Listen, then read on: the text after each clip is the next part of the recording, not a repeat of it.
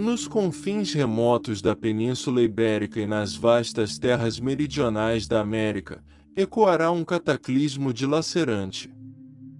As declarações de Miriana Presta, investidas de autoridade divina, clamam pela atenção daqueles que buscam a verdade espiritual. A localidade que será testemunha desse abalo telúrico e, mais significativamente, o dia preciso em que esse evento trágico se desencadeará, merecem profunda reflexão, enquanto o astro-rei se retirava por trás das elevadas cúspides das montanhas de Medjugorje, projetando uma sombra inquietante sobre o pequeno povoado. Miriana, a guardiã das comunicações divinas, avançava pelo caminho poeirento. O vento dançava com as dobras de seu manto alvo. E a luz do crepúsculo conferia um halo de misticismo. No entanto, o peso de suas visões imprimia sinais de preocupação em seu rosto. Miriana, dedicada com fervor à sua missão divina ao longo de sua jornada terrena, foi tocada por uma visão de proporções apocalípticas. Ela se acomodou sobre uma rocha solitária. A brisa suave aliviava o ambiente, mas não conseguia acalmar a tempestade que rugia dentro dela. A visão, como um estrondo celestial, se desdobrou de forma nítida e aterradora. Um terremoto catastrófico atingiria a América do Sul e a Espanha, um evento apocalíptico que derrubaria estruturas e desencadearia forças naturais incontroláveis. Miriana estava abalada.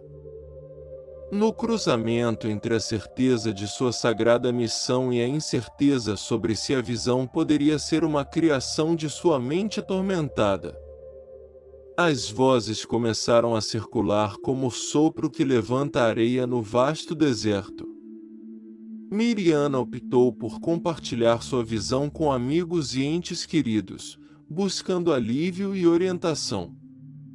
A resposta foi diversificada, como um fresco em que a luminosidade e a sombra rivalizam no tecido da existência. Alguns a consideravam uma vidente sagrada, um canal divino, enquanto outros a repudiavam, recusando-se a aceitar uma revelação carente de fundamentos científicos ou geológicos. A linha divisória entre a santidade e a loucura parecia desaparecer, como se a verdade residisse em uma dimensão desconhecida.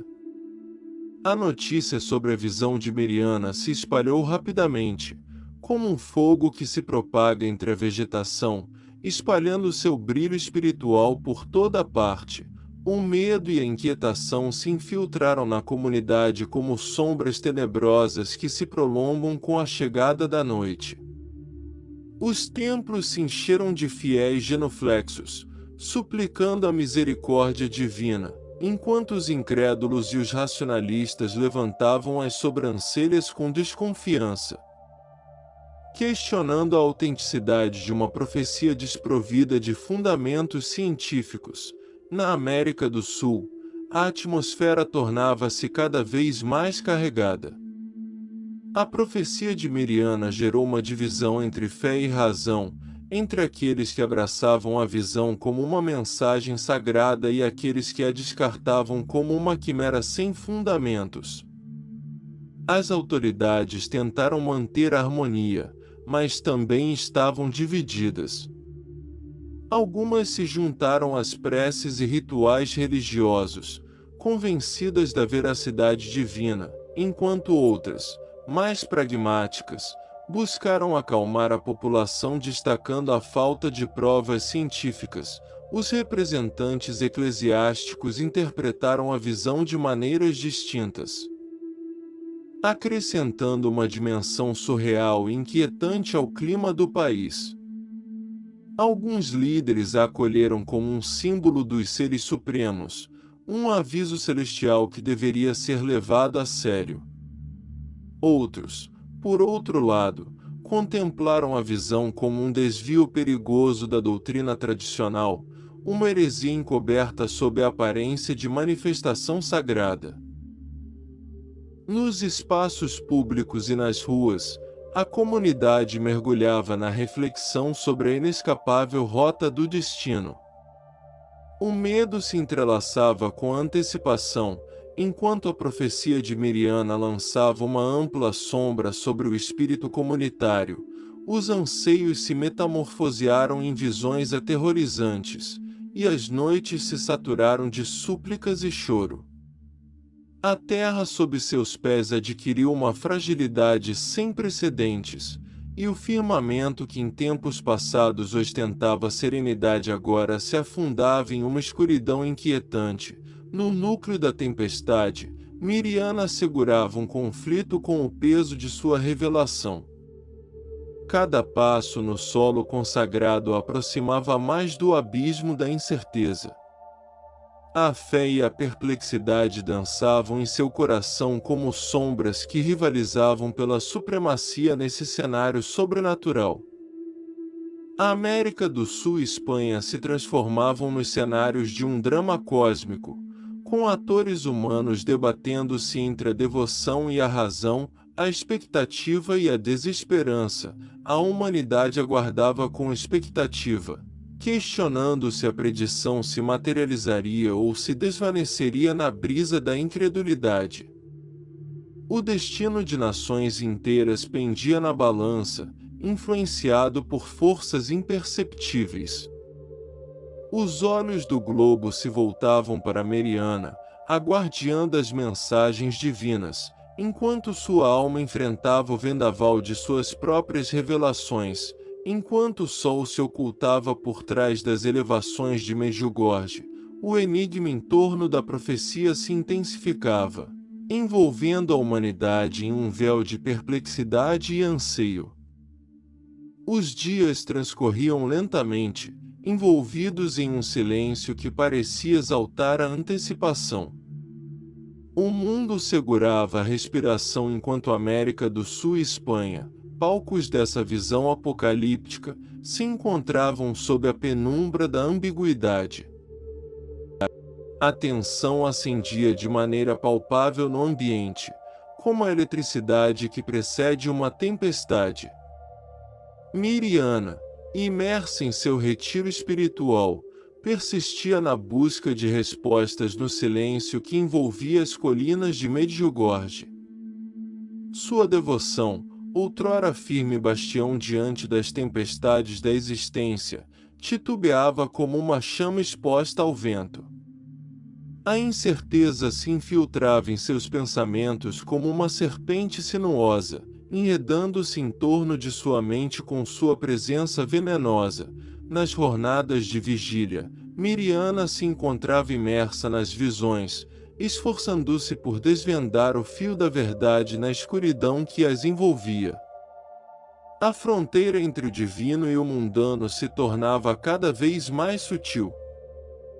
E a profecia que abalara o mundo parecia refletir-se também nos recônditos mais íntimos de seu ser. Enquanto isso, os templos se transformavam em refúgios de oração e desalento.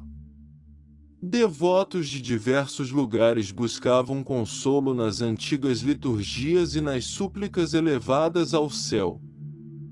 Em contrapartida, os incrédulos continuavam rotulando a profecia como uma quimera, repudiando a ideia de que o destino de nações inteiras pudesse estar predestinado por uma visão supostamente transcendental. Os governantes, diante do desafio de gerir a conjuntura e preservar a serenidade pública, esforçavam-se por manter a harmonia. Na América do Sul, a população abandonava as cidades costeiras em busca de abrigo nos territórios interiores. Ao mesmo tempo que na Espanha se fortaleciam as precauções relacionadas à segurança diante dos movimentos sísmicos, a terra, geralmente firme e segura, agora tremia sob o peso das expectativas e dos temores coletivos. No centro da América do Sul, a disparidade entre aqueles que abraçavam a profecia e os que a repudiavam aumentava progressivamente. As ruas se transformavam em um cenário de confronto entre devoção e inquietação, enraizando-se no espírito de cada um. As hierarquias eclesiásticas, em um esforço para acalmar as águas turbulentas, organizavam procissões e rituais sagrados com a esperança de evocar a proteção divina. Na terra da Espanha, por outro lado, mergulhava-se em uma atmosfera onírica. As autoridades científicas se empenhavam em acalmar a população, destacando a falta de evidências concretas sobre um iminente terremoto catastrófico. No entanto, o medo persistia, avivado pela profecia de Miriana, que se insinuava nos sonhos e conversas cotidianas. O globo observava com olhares inquisitivos, aguardando a materialização ou desvanecimento da profecia. Os meios de comunicação amplificavam cada detalhe minucioso, gerando um turbilhão de informações divergentes. Os peritos em geologia e sismologia, divididos entre a racionalidade científica e a imprevisibilidade da natureza humana, estavam no epicentro de debates acalorados. As destacadas figuras eclesiásticas, na tentativa de conferir sentido à profecia, examinavam as revelações de Miriana por meio de antigos textos sagrados e profecias anteriores. Alguns percebiam conexões e símbolos que confirmavam a autenticidade de suas visões, enquanto outros adotavam uma atitude mais cautelosa, enfatizando a ineludível necessidade de discernir o espiritual. No centro desse mistério, Miriana persistia na busca da chave para discernir se sua visão era um dom divino ou um fardo amaldiçoado. Seu pensamento, antes nítido e iluminado pela fé, tornava-se agora um enigma sombrio, extraviando-se entre as sombras da predição. Se quiser ver mais histórias de fé como esta, escreva "Eu quero" aqui embaixo nos comentários. Até breve.